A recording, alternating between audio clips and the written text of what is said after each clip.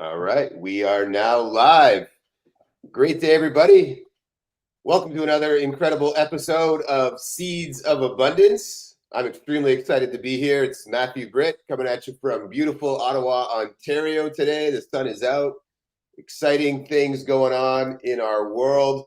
And as always, my good friend, business partner, Mr. Jim Gale. Great to see you, my friend. Hey, you too, Matthew. I just want to give everybody a quick look around. We've had a lot of rain in these past few weeks. And look at the new leaves on the zapote. That tree, we put it in really sandy soil and it looked about dead 3 months ago. And now it's all these new leaves are coming in. Yeah, it's feeling good here in the food forest. So beautiful. So nice. Well, and today we have an incredible guest with us who I just so happened to meet recently. Last week, I actually was speaking with her partner and she was in on the call. So as I got to learn a little bit more about what she's doing, I figured she'd be an excellent guest on the show. Dashama, so nice to have you here with us today. We're grateful you made some time. And why don't we start by just you letting us know a little bit about you and where people can find you. So nice to be here too. I love you guys. I love everything that you're all about. So I guess a little bit about me. Let me think. For the past 20 years, I have been a kind of pioneer, trend-setting leader in the wellness industry, I would call it. But I started a couple of trends in the yoga movement. One of them was I created the first online yoga challenge in the world on YouTube in 2008, went viral. I think we've impacted like 1 billion people so far, not directly through my videos, but just as a movement. And that was something that came from my own heart because I feel like when I started as a yoga teacher, it transformed my life so much that I just wanted everyone to have a little bit of that medicine. So it was coming from that pure place of intention to serve humanity and make the world a better place. And as a result of that, I always feel like the universe steps in and like puts a tidal wave behind it so that everyone can benefit. So that was really interesting. So I traveled the world for 20 years doing all sorts of stuff. And then I ended up becoming a happiness expert because I wrote a couple books. One of them is called Journey to Joyful. And so I ended up speaking at the United Nations for International Day of Happiness. I was inducted into the Happiness Hall of Fame at Stanford. And I have impacted over 100 million people to try to help them to all get in on the happiness wave. And, ultimately, most people are like, well, how did you get into that? And I'm like, I think you can only get into that level of notoriety for happiness by going through the darkest of the dark. And I did. And when I was a little kid, my mother lost her mind when I was 7, and she was taking cocaine and alcohol and different things combining, and she just never got her mind back. And I ended up growing up in foster homes. I traveled many homes learning about people. Basically, I look back on it, I see it was a blessing. I got to experience what every kind of human being is experiencing in their home because I lived with them all. But later, I developed this deep desire to help humanity. And I was like, I know I'm here for that purpose. And then the universe presented lots of opportunities for growth and lots of opportunities for service. And so that's what I've been doing for 20 years. And most recently, I've always been a person that's dedicated and passionate about the environment. Even in high school, I started a whole fundraising to be able to raise money for the redwood forest because they were deforesting the redwoods when I was in high school. And I just always had this thing. I want to save the trees. I want to save humanity. I want to save the planet. I don't know why. I just have that. So basically, then most recently, I started to align myself with a movement we're calling the Miracle Tree Movement, which we can talk about a little bit later. But anyway, super excited because we have a solution for deforestation, a solution for the climate crisis. And it's also a movement, which I'm very familiar with starting movements. And I feel like now is the time and all of us can join together. Together, I believe everyone can achieve more, like the team concept. And I'm here to serve and make the world a better place. And I think we can all do that better together as we unite our forces as one human family. I love it. Oh, that's so beautiful. So twice in the last maybe 6 or 7 months, I talked about yoga and meditation. And I talked about it a lot, but on 2 occasions, people said, you cannot speak at this event because meditation and yoga is like some kind of demonic craziness. So Who said that? this is amazing. I don't want to name them because that's just not what I do. But Right. I was like aghast. I was like, what? Like well, I'm not gonna say there's no better connection, but I can't think of a better connection than presence, which is attained through the definition of yoga. Can you define yoga for our audience? Absolutely. I've been a yoga teacher for 20 years, and I will say I can understand why people think that way, because within every group, there are bad apples, and there have been some very dark bad apples even in the yoga group. So I'm not going to pretend it's all enlightenment and everything. There's a lot of darkness there because, it's everywhere. Humanity is like that. So I'll just mention that because I came through 20 years of this field, and there were times when I said, I'm out of this too, because there was some stuff that I didn't align with and I didn't believe in. And like, for example, I was working with Harvard for 15 years. This doctor that I really respect has been doing like 25 years of research at Harvard to show how yoga and meditation and different practices help to literally awaken gray matter of your brain and like transform your brain. And so people with insomnia, autism, like ADD, every kind of thing that you could be dealing with, you can actually heal your brain with meditation. But so they have research on that, and it's like MRI brain scans, the whole scientific side of it. But anyway, within that, he was coming from the lineage of this Kundalini yoga, which is from this guy, Yogi Bhajan. And Yogi Bhajan was actually one of the Me Too allegation situations where there was a lot of women coming out of the dark saying, okay, he raped me and stuff. So there's always this corruption in everything, even in the beautiful, like most healing community of the planet where it's healing everybody. Then there's like people in there and they're like the dark forces corrupting the, I call them bad apples. I try to keep it PC, like the bad apple, you have a bad apple and you have all the good apples. If you have one bad apple, it just spoils the whole bag. So that did happen in yoga quite a few times. And so that's perhaps one reason why somebody might come in and say, oh, I don't believe in that, or it's not good. But ultimately, if you've ever had a direct experience with presence, yes. or with the divine, or with your soul, or with God, or with meditation where you truly felt this interconnectedness of everything, the oneness of existence, then you would never think that. So it's really a matter of one's perspective and what their experience is in whatever they're talking about, right? So if somebody's had some kind of dark experience and they're going to label the whole thing dark. And it's always like the same thing with like anything. Like you could, for example, I know people that don't eat fruit and then they're like, fruit is the devil. And, maybe it gave them candida, so they're like, I hate fruit. I know somebody like that. Yeah. I know people like that. They're like, they're like the lion diet carnivores, but it's okay. Like everything is perfect. I just say like everybody has their perspective of everything. I try to come from a discerning mind of experience, and that's all we can ever do. Like have a direct experience with God and then tell me about God. Don't talk to me from a pulpit. Yeah, exactly. Yeah. And I think you said it during that definition, oneness, right? Yoga is oneness. It's connection. Right? Yeah. It's presence. You said all those words. Yeah. And so for anybody who thinks yoga is some kind of satanic thing, not the way we use it. We use it simply to be connected. I grew up in Minnesota, so I use the word God, right? I use it to be connected to God. And then through that connection, that's where the magic is. That's where the good ideas, the inspired action comes from, is that connection. 100%. I was born in South Dakota, so I totally am with you on the Midwest vibe. And, it's interesting because I work with the founders of the Oneness Temple of India. I've worked with all of the most enlightened people on the planet, Sri Sri Ravi Shankar and the Art of Living, Sadhguru and his Isha Foundation. So, I've kind of had a really unique career in this path. And to me, the most important thing I always try to remind people is that there's still the human element. You have to remember that. So regardless, there's this enlightenment concept, like everybody wants to become enlightened, but like what is enlightenment? And exactly what you just said. It's the feeling that we are interconnected with everything. And that includes the plants, the animals, and existence itself, as well as one another. At the same time, there's a lot of dark things on the planet. So do we say, oh, am I connected to that? Yes, we all are. And you can't deny that. We are one of all of it. And we are a little spark. I look at it like we're an extension of source energy here on the planet. And if you're on the side of the light, we're here to bring light into this world. And if they're on the side of the dark, they got that agenda. But anyway, I believe that through the yoga path, like I have healed many things in my own life. And so I have just seen it time and again with literally 100 million people or more like benefiting from that.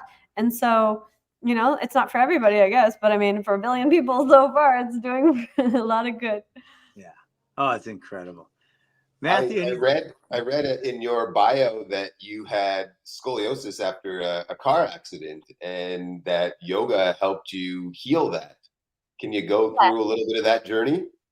You know, it's fascinating. Yeah, absolutely. Like, you know, first of all, there's this, do you guys believe in the psychosomatic connection between your pain and the purpose of the pain? Do you understand about that? 100%. Yes. Yeah. Okay. So, you know, you attract an accident or a disease or an illness or whatever you're going to attract in order to wake yourself up, right? So it's like, okay, I was on a really bad path. I was drinking all the time. I was like, I got arrested a few times in high school. Like I was kind of a rebel and whatnot. Although at the same time, I got all A's and I never studied. So I had this unique thing. So I was like, okay, I'm doing pretty well. I called that balance. But anyway, back then I was living a life of balance between getting arrested at school for drinking and then getting like, you know, summa cum laude. But basically at around 18, my soul decided to self-destruct and I almost died like 10 times in 1 year. It was really extreme. The last part of that 1 year of almost dying, which included a thyroid disease that ended in like a surgery to remove thyroid and all sorts of other really difficult things that happened all in 1 year when I was 18. The last part was getting hit by a car. Literally, I was riding my bicycle. It was the day before my birthday, and I was riding my bicycle, and I got T-boned by this car going 45 miles per hour. I ended up on a stretcher with a neck brace and the ER and all sorts of stuff. And, you know, I was very stubborn at the time. I'm like, I'm fine, even though it was like not that fine, but nothing broke. So I was like, okay, we're good. And so I went home and we continued to drink margaritas all night because I was like, it was my birthday. You're in that phase. You know, it was like that. But so it didn't wake me up fully at the point. But basically what happened was it gave me scoliosis. And so scoliosis, what it is that your spine gets out of alignment. And I think of everything as like a message. So like the misalignment of my spine, I think, was the message. It was like, I'm out of alignment. I was out of alignment with my soul. I didn't have a purpose at that point. And I was really out of alignment with health and wellness and like taking care of myself and all that. I was just like doing whatever. And so it woke me up in that sense. A couple years later, I quit drinking. It did take me a few more years to quit drinking even after that. But I got scoliosis. And so I had like this chronic back and neck pain. And I was just suffering, you know. And I went to chiropractors and nothing was helping. And I was getting 2 massages a week. It wasn't really helping. So I went to yoga school and it actually really changed my life, even though it didn't heal my spine completely with yoga, but it helped alleviate the pain because a lot of the pain is because the muscles are getting pulled out of alignment. And so I was having all this tension. So the yoga, it stretches that, it releases that. And there was a lot of like, just like relief that I received from just the practice of yoga. So then at some point, I think I was like 4 years into teaching. Well, actually, no, the first year that I started teaching the miracle of life, I attracted this marketing guru as a client. He's like, you got to go on YouTube. I didn't even know what YouTube was. It was the first year that YouTube launched, and he launched my YouTube channel. And I didn't even look at the YouTube again for 1 year because I didn't think about it. 1 year later, my videos had gone viral on there. And I was like, oh, what is it? I didn't even know what viral meant. I was like, this is cool. I got like hundreds of thousands of video views or whatever. And then it was like a unique thing. So it was just like the timing. You know, I launched kind of like this catalyzing of this thing that I started called 30-Day Yoga Challenge. And I got like millions of people doing yoga every day because it was helping me. So I was like, okay, do yoga every day. It'll help you feel better. Literally, I was getting like thousands of messages from people around the world, like help me, I need healing. And I was like, I don't know how to help all these people. You know, it was just like overwhelming, but I was trying to help everybody. So I started like a DVD series. I started online courses. I wrote my book. And then that's when I was like, I'm going to have a TV show. And then I literally, I was like, I got to move to LA to have a TV show. This was like 2010. So I drove to LA, and on the way there, my friend who wrote this book called The Miracle Morning, he calls me up. He's Dashama. He's like, did you know Oprah is auditioning to have, you can have a show on the Oprah network? And I was like, oh, perfect. He's like, you got to audition. So I was like, okay. So I go to my friend's house. He was working with the Elevate film community in LA. And They helped me film my audition video. I got in the top 1% out of 20,000 auditions. And it was like such a cool thing because I was like, yeah, people do care about this message, which is like you can heal your life kind of thing. Like, but it also had a message of philanthropy, healing the world. It was a little bit of, it was ahead of the time. So everyone's like, no one's gonna watch that. They just want to watch Suki on like freaking New Jersey Housewives or whatever and like drink. So basically it didn't get to become a show at that point, but I got a lot of confirmation from like how popular my audition was that I was like, people do care.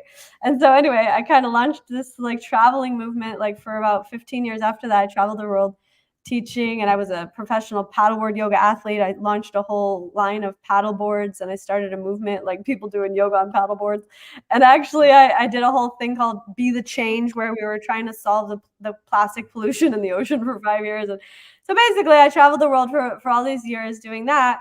Most recently, I came full circle, and I'm gonna go back to my initial dream of healing the trees, which are the lungs of the planet. And we can talk more about that if you want to. I'd love to. Matthew, any questions before we get into the trees? No, I think that's a great transition. She's had a dramatic impact on the world through yoga and breath, which ties into the lungs of the earth. And now let's go into the miracle tree and what you guys are pulling together here. Here's the thing. Ever since I was a kid, I was like, the trees, I just knew. First of all, I grew up in a very rural place where we had lots of trees. I had a tree house. We would do everything with the trees. And so I always had this like love of trees, not just like, oh, trees are cool, but I was like, I love the trees. So anyway, long story short, we got this amazing solution to literally the problems of the world. And it's funny because people are like, how do you call this tree the miracle tree? So I'm going to explain to you why it's called the miracle tree.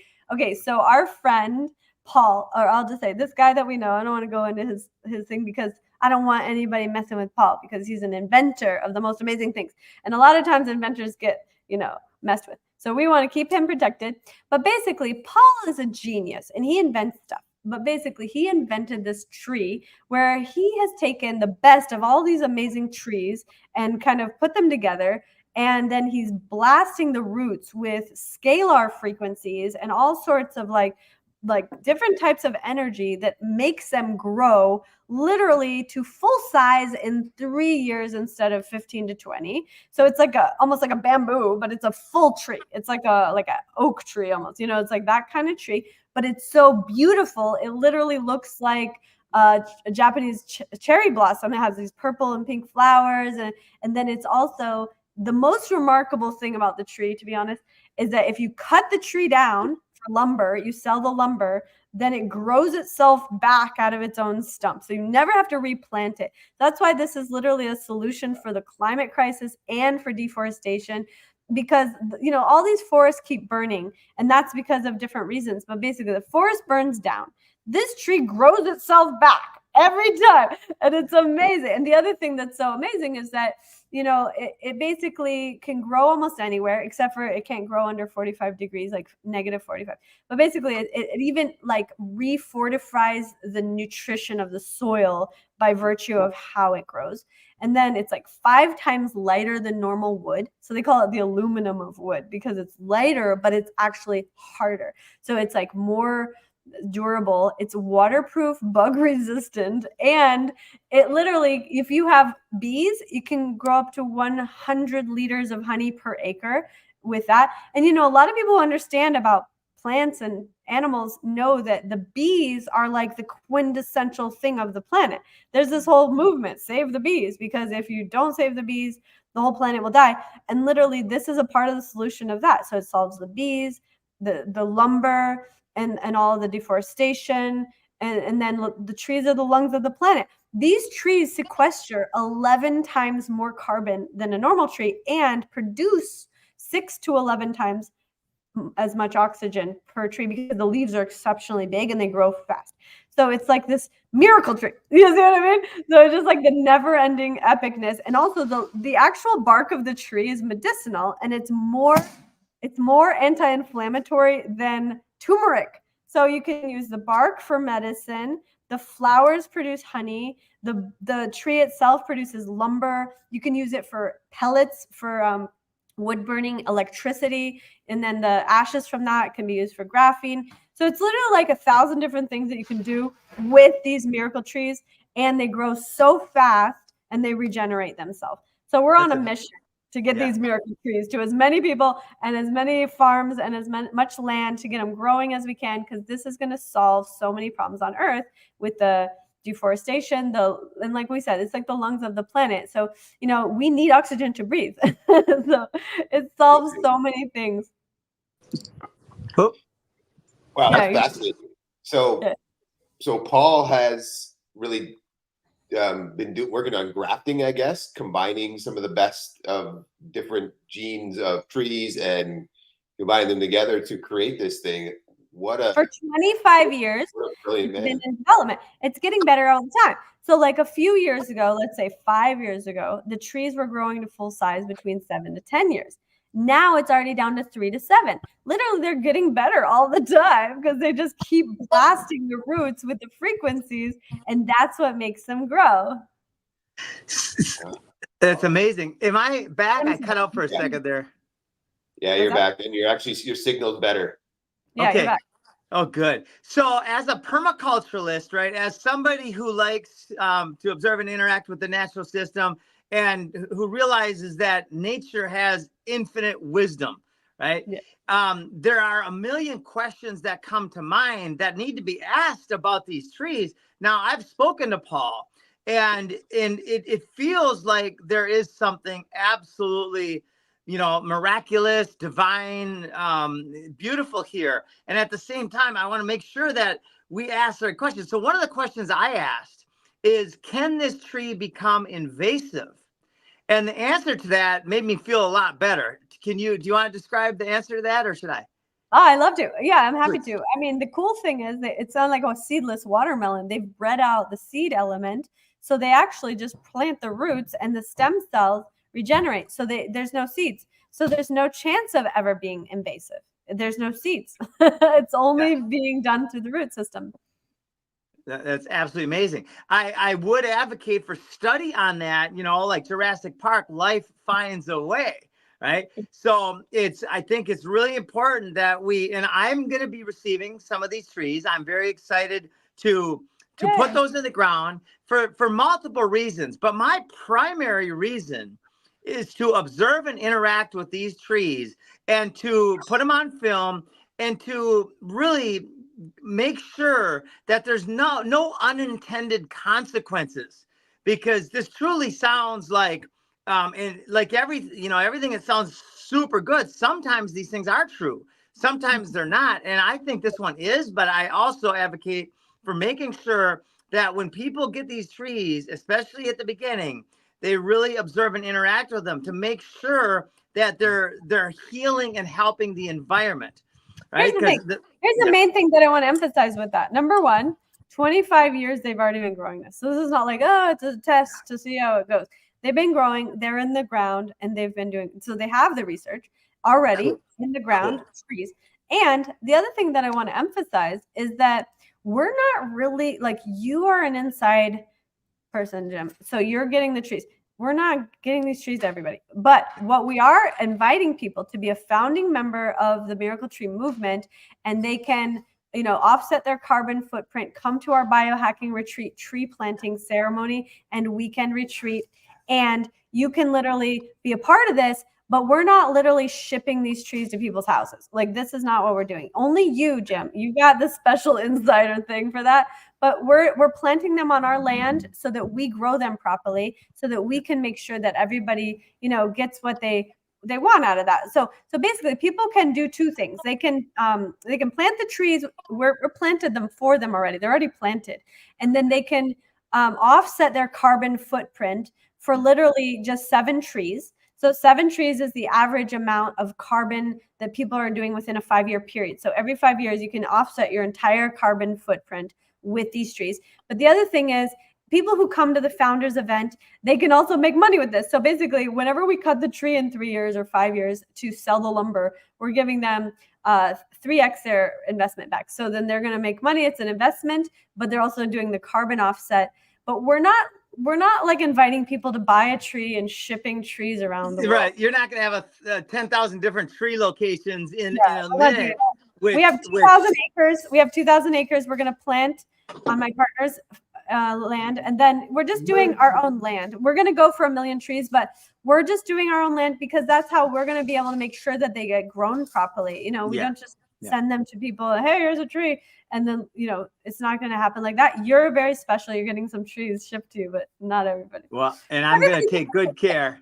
Yeah, I want to make sure everybody understands they can all participate. They can be a part of the movement, and they can, you know. What are the dates? The dates is September. Oh, it's the equinox. So it's actually so exciting. It's the fall equinox, September 21 and 22, which is exactly a month away. It's in Idaho Falls, which is so beautiful. But the really cool thing, besides for the tree planting ceremony and the carbon offset and the money they can make from the ROI on that, also, it's a biohacking center. Literally, Paul's an inventor of like genius level. He has things that will make you live 100 years longer just because. So you go there, it's stem cell therapy. He has this like bed that he calls it the vortex bed. It spins and it like reverses the telomeres and you stop aging. And there's just literally like, it's a heaven for people that are into that stuff, biohacking. So we're doing a combination. It's like the tree planting and the founders launch event of the Miracle Tree Movement, as well as this biohacking retreat center, bringing people together. And there's only 33 spots that we're inviting people to come. So I want to emphasize that if anybody's like super like, yes, I'd like to be a part of this, definitely go to the miracletree.org right away and just secure your spot, because this is a very limited access thing. And then we're literally going to plant 1 million trees on my partner's land. So we're not going to be like everybody can participate eventually, but there will be different ways that people can support the movement and benefit from it. But we're not shipping trees around the world. You can come and be a part of this. So that's beautiful. That, you know, at least for the first generation, for the first bit, that way we really study these trees. And the way you're doing it, it does seem like the most ethical and thoughtful way. I also really want to quickly build a bridge to this carbon narrative, right? Because I would say 95% of the people that are in our freedom movement think that the carbon narrative is a control narrative. But here's the cool part. Whether people think that carbon is good or bad, right? Carbon is the building block of life, right? And where carbon is supposed to be is in the soil. Right. It's in the biomass. It's in life. Oxygen. Yeah, we need the oxygen to breathe. That's the main thing. Exactly. Yeah, I saw an infographic the other day. I don't know if you probably see these things, but anyway, China is building a forest, or everybody needs to do a forest. But anyway, they're trying to do forest cities now because their air quality is so bad. Same thing, Mexico City. There's so many bad quality air regions, and they need this because that's what the tree does. The tree goes in, pulls this garbage out of the air, and it just purifies air. So literally, that's actually like a huge need on the planet. And that's what these trees can really do.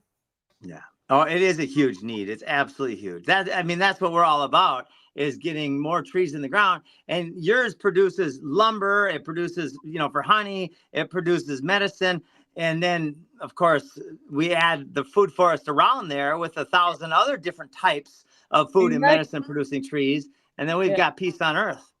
Exactly. And you know what, Jim? I was thinking about this too. This is what we want to do. Like, I love what you do. And so we were like, what we want to do eventually, once we get these forests going, we're going to put communities there. So people can buy like a dome house or a tiny house, whatever, kind of like live there, and they can grow the food with, your techniques or however you want to do that with them.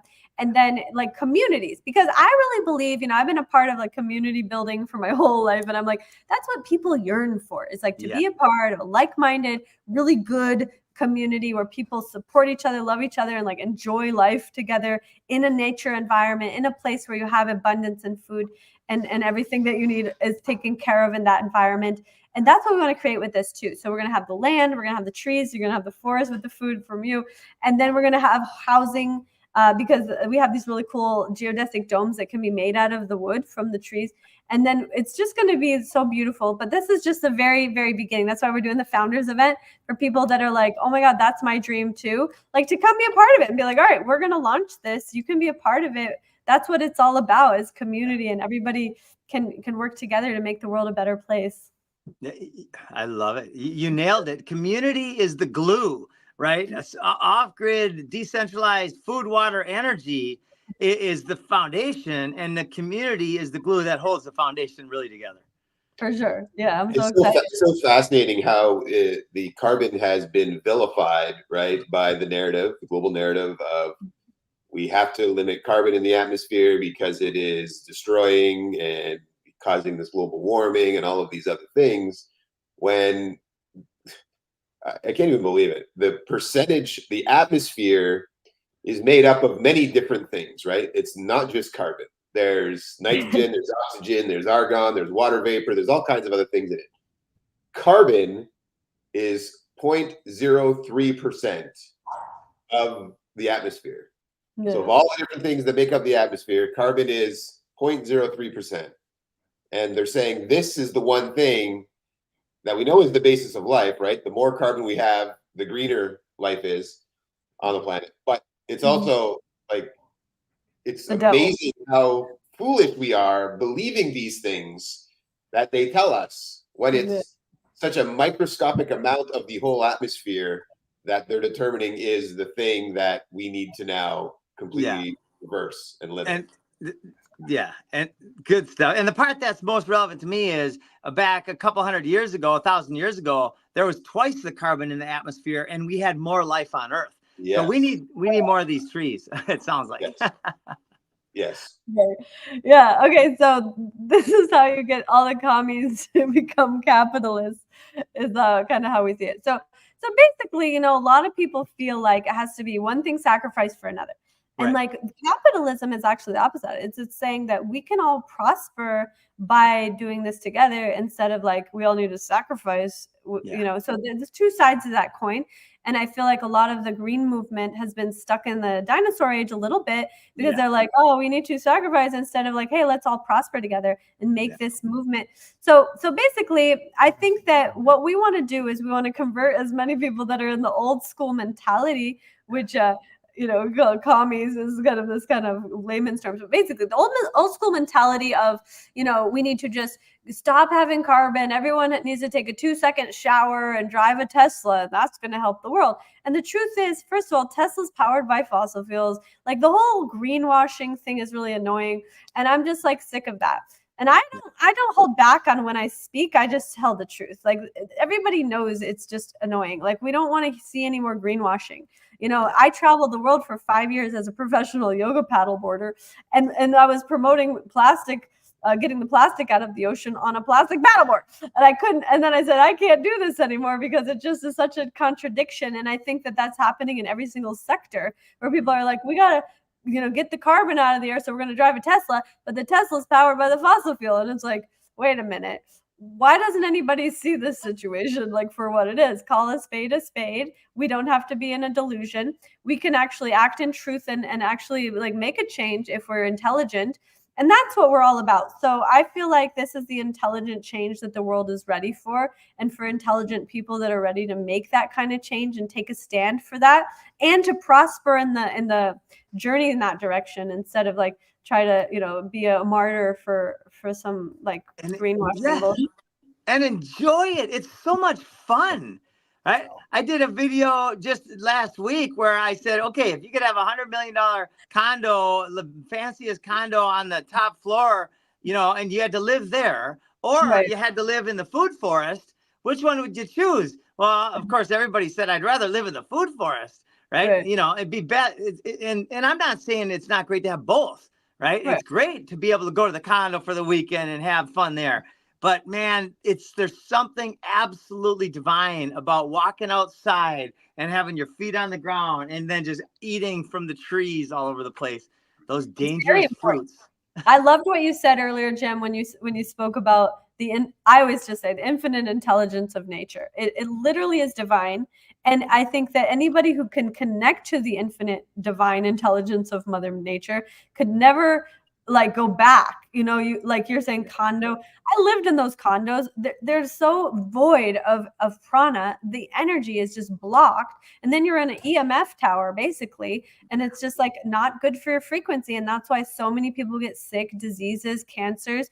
And that's not the only reason, but your environment is highly contributing to your health and wellness and your well-being. This is also another reason why everybody's got mental illness. I mean, there's many reasons, and I've been a crusader to help the mental health of the humanity for many years, but ultimately it's largely connected to this deep-rooted core disconnect from Mother Nature. Literally, there's even like therapy, they're like calling it forest bathing. It's like, oh, they're prescribing now, if you just go walk in the nature, it will help you. Yeah, we've known that for thousands of years, but now like you got to go to a psychotherapist to get a prescription because people are so disconnected, they don't do it. So anyway, I believe 100% what you just said, Jim. And I really, I've always been, even when I was a kid, my mom grew all our own food and everything. It was really cool.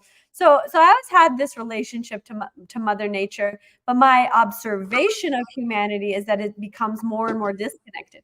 So our mission is to reverse that disconnect and to bring people closer to nature. And there's nothing that can do it more than trees, planting trees, and growing your own food, which I'm not saying everybody needs to grow your own food because it's pretty difficult. Most people can't figure out how to grow anything. But basically, the idea that they could participate in a community that's all about that, and just by virtue of moving in that direction, it starts to heal your soul. It starts to heal even your gut microbiome starts celebrating when it knows that you're going to get some food that came out of the actual organic earth instead of a Monsanto farm. And that's just how I feel about that. Yeah, we couldn't agree more. And I do want to dispel one myth. I don't grow anything, right? I do not grow any food. Food grows itself. What we do is we provide the functional elements around the trees. Like this ice cream bean tree, at the base of the tree is perennial peanut and some comfrey. And that little guild there heals the soil. They're all nitrogen fixers and dynamic accumulators. So the nature does all the work when we design it and install it properly. Yeah, I agree. But at the same time, you provided the space and you created the container for that in your space. So that's the infinite intelligence of man working with nature. Now, nature can grow itself too. I mean, it's doing that all the time. But at the same time, when we work together in harmony with nature, then we have the win-win, because then the humans also can figure out how to live on this planet finally, once and for all, in harmony. And that's our mission is to. That's our mission. Yeah. And the way we grow food today, what makes it so time, energy, money, and resource intensive is that it's fighting nature, and nature is relentless. It's never going to lose. So we're fighting a losing battle. When are we going to smarten up? When are we going to realize that we need to let nature do what it does best and just be great stewards and empower it to do so and capitalize on the abundance that's there for all of us? 100%. Yeah, here's the thing. Like I've done a lot of plant medicine, but also meditation. So like this disconnect is it happens on the microcosm and on the macro level. So we'll say the microcosm is on the individual level. So when a human is completely disconnected from themselves, then how can they possibly be connected to earth or, anything, energy or anything? So it's literally like it's hand in hand. So when you see the planet is going so out of balance, I actually started a whole brand. It's called the flow state. And the flow state to me is the reason that I started my whole brand around that is that it's literally like the whole existence is in this state of flow. Like literally universe, the earth, everything's in flow. It's us that's out of flow. Like humans are out of flow. So humans come in with the ego and the desire and the greed, and we come in and block the flow of everything. And then we're like putting dams in the rivers and we're putting pollution in the oceans and we're blocking the flow of everything. And then the war and all that.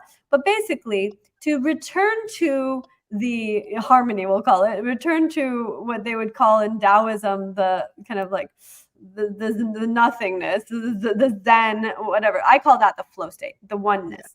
Is that we must come to connect to ourselves first. And that's why I spent my whole life dedicated to like meditation and teaching that kind of stuff. But it goes hand in hand, because when you pick a fruit off the tree, and you're eating from the fruit of Mother Nature, it's so different than getting it from the grocery, even though it may be the same piece of fruit, that you have this experience of origin and this source. And when you get connected more and more to the source, whether it's the source of your food, the source of your own joy, the source of fulfillment, then all of this disease on the planet can start to alleviate itself, because it actually doesn't belong here at all. It's a foreign entity. It's an alien.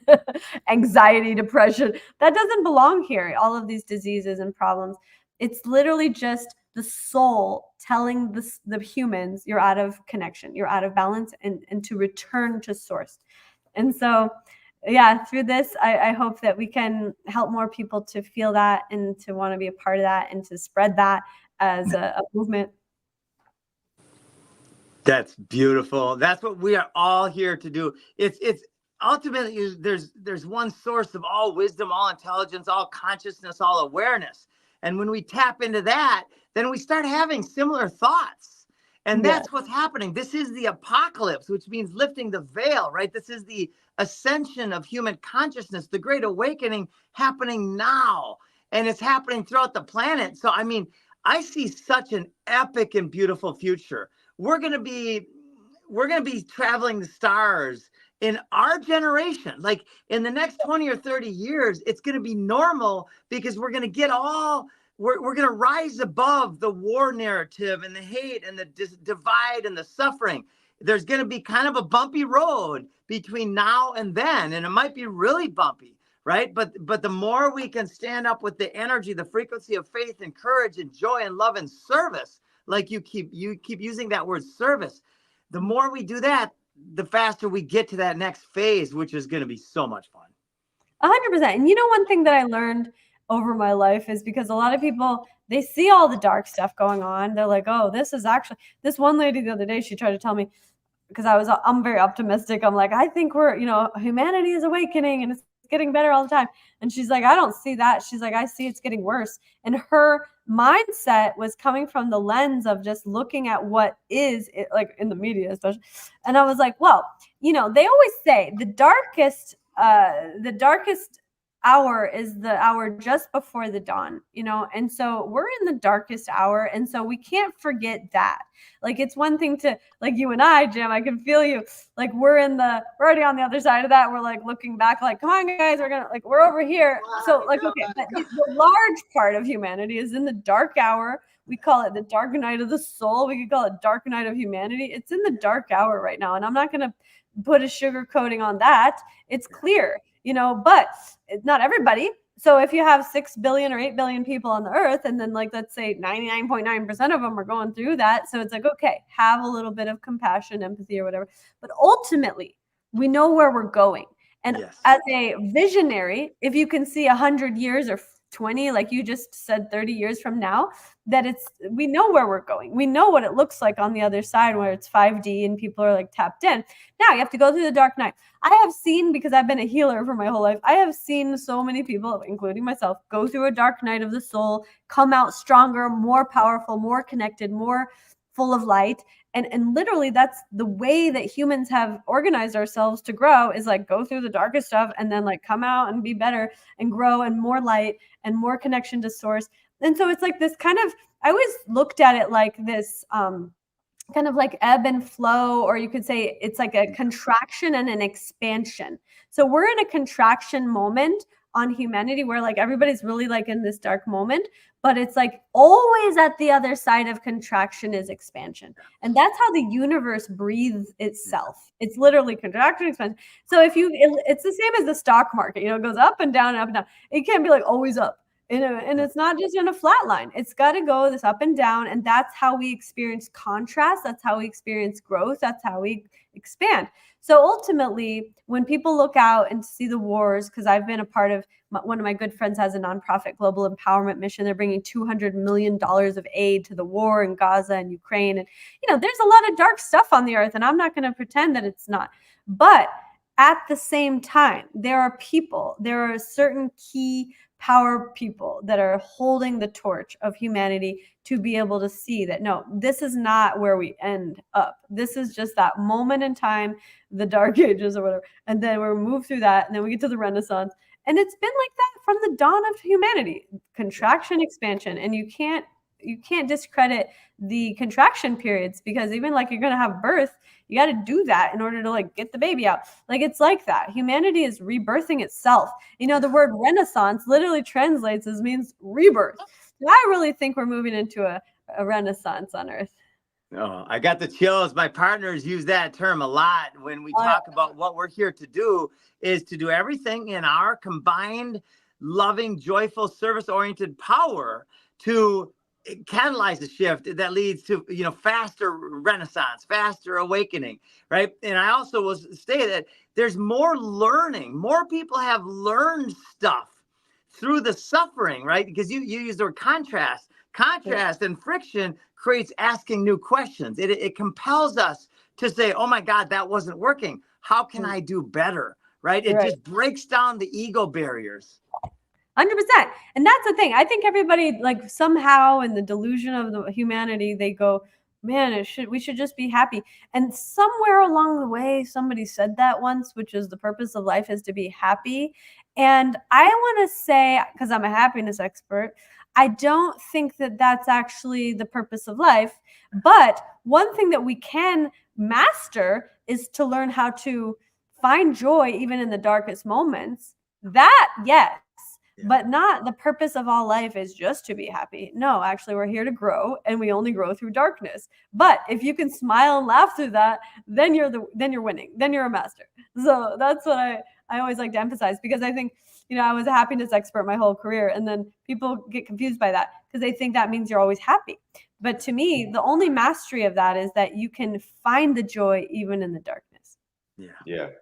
That all taps into, you know, your brain and how much control you consciously implement on it, right? Because we can choose our thoughts. Yeah. We can choose what we focus our attention on. We can choose to hold blame and anger and resentment and those things, and we can also choose to release them. And what I have noticed is that a lot of people carry around a sled of shit of all the problems they've had in their life, and they bring it with them wherever they go. And that sled of shit prevents them from moving forward. And if they could just realize that I can release this. Yes, it was an experience, but it doesn't define me. Holding the anger towards somebody who did something to you, or you believe they did something to you, that person is still eliciting power over you if you're holding on to that. Yeah. So I have chosen in my life to forgive everybody. What does it matter? Right? Love everybody. Know that everybody is doing the best they can at the time with the resources that they have. I'm not perfect. I don't need to be. Neither are they. They don't need to be. But I'm not going to give them the power over me beyond whatever incident it was. I'm going to let it go. I'm going to love them. I'm going to project that out to the world, to them. And that frees me to go keep being happy and create new opportunities for myself and attract new great people, new great opportunity into my life. And every one of us can do this too. Every one of us. Yeah, 100%. I love that. You know, what came to my mind as you were sharing that was this thought about the coal. You know, they say like anger is where you hold the coal and you expect the other person to get burned. And you think about that. And so it's like this harming mechanism, which goes back to disconnect from self. Because if you really loved yourself, you wouldn't want to harm yourself by holding on to that anger and that coal and the vindictive resentment or victimhood or whatever. Ultimately, it makes me also think about this other element of, you know, like the flow state, because, you know, I told you my brand is all flow state. So it was like, okay, so what is flow? So I've seen it defined as discipline meets surrender, which is maybe part of it. But I think that there's this bigger vision of flow, which is literally like, you know, you can't be attached to anything. And like what you just described, like the story of the past is the biggest attachment to people, their identity. They're identifying with the story of the past, carrying it into this moment, and it's sabotaging this moment. So therefore, it's going back to what Jim said, which is about being present. So it's like, okay, if you're carrying that old story and you were a victim there, now you're a victim here, you're carrying that into this moment, now you're sabotaging this moment, and then you're ruining everybody else's moment with it. So therefore, you're just like a toxic disease. And so what I like to, wake people up to the truth is, okay, so what you can do is recognize that the only power you have is in letting go. And if you can let go of the story, your identity, and then just tap into like, what is the highest expression of my soul to fulfill my divine purpose in this life as an extension of God and source energy in this human experience? What is that? And get better at asking good questions. That's when you can liberate yourself and become truly happy, which is like just a liberation from the past. I want to put thought into better at asking good questions.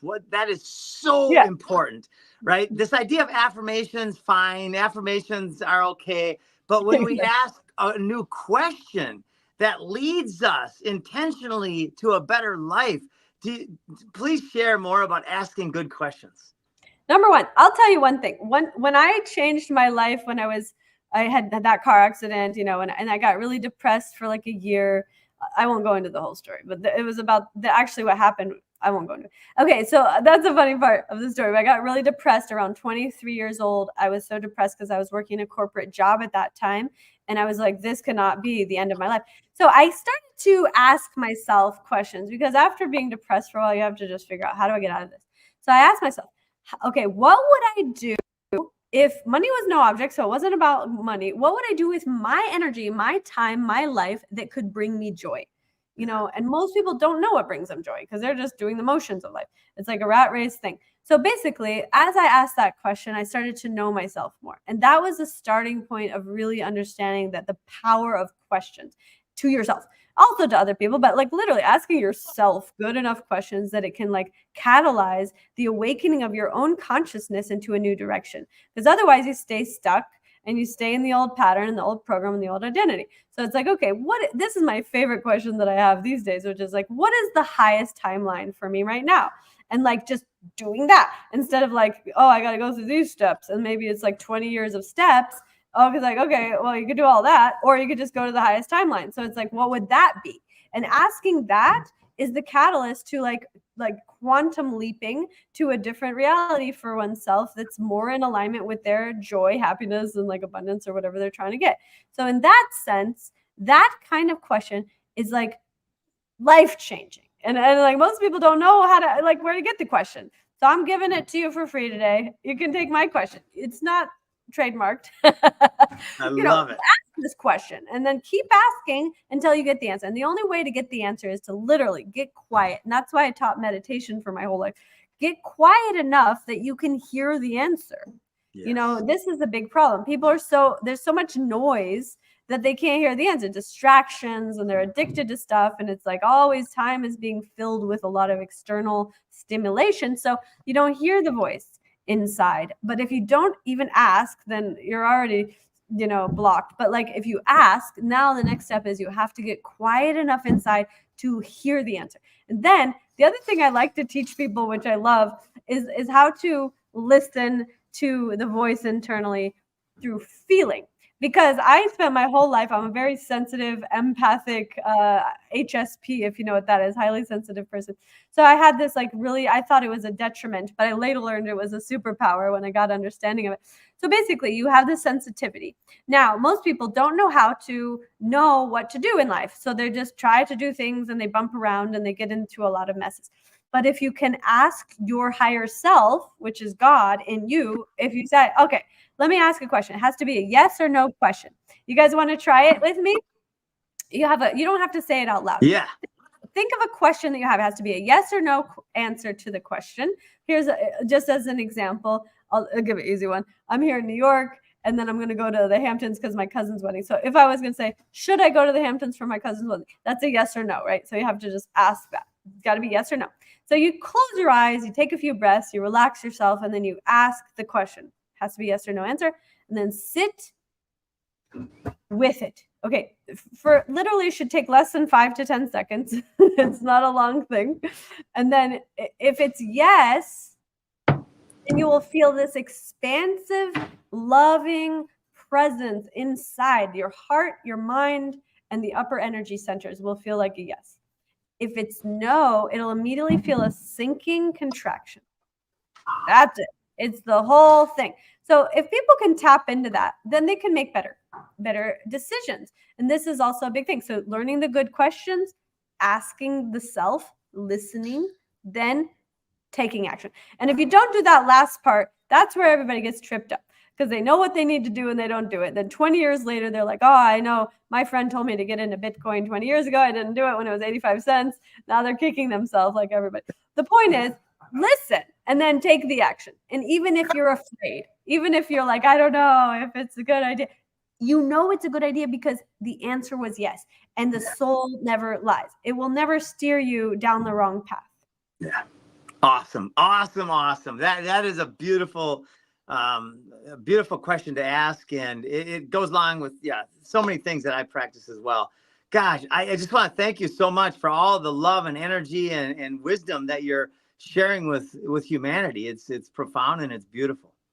Thank you. I love you. I love everything you guys are up to and stand for, and so excited to work with you. Excited for the trees to get to your farm. I can't wait. And hopefully you'll be at the founding members launch event in September. It's going to be so fun and so beautiful. And it's just the beginning. But, our team has a movement. And so it's going to be big. So you better be there, Jen. Better be there. Oh, I will be, brother. Well, hey, Dashama, it's been excellent to learn from you today, to spend time in your presence and feel the radiant glow you're putting out to the world with everything you've been doing with yoga, and now, pouring that into life, bringing back the breath of the earth with the miracle trees. So we thank you for what you're doing and for sharing your passion with us and our audience today. Everybody, please go to miracletree.org, check out the event that they're doing in September. And if you can get there, be one of the first 33 founding members. Thank you so much for tuning in today. I'm so happy to know you. Thank you, guys, and have a blessed day. I look forward to connecting you. Us too. Thank you, Dashama. All right, have a great day, everybody. Thank you. Bye-bye. Ciao. Ciao.